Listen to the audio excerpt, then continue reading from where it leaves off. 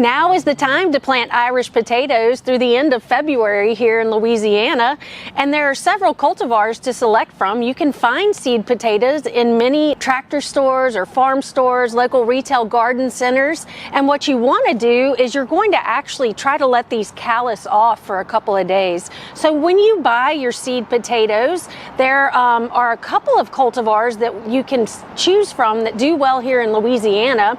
You have the red Lesotho. You have the Yukon Gold that has the brown skin and the white flesh. We also have La Rouge and Kenbeck, which is another brown skin with white flesh.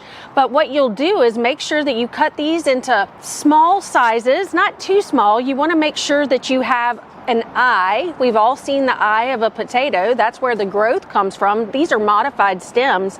And you'll cut these and then you're just going to leave them out for a few days to let them callus over, and then they can be planted into a well-drained soil, pH around 5.5. They actually like it kind of acidic, or you can actually plant them in large containers and get some decent production. So in about 90 days to 110 days, you can harvest those. And if you want to know more information about Irish potatoes, the LSU AgCenter has a guide for Irish potatoes that you can find on the website at www.lsuagcenter.com.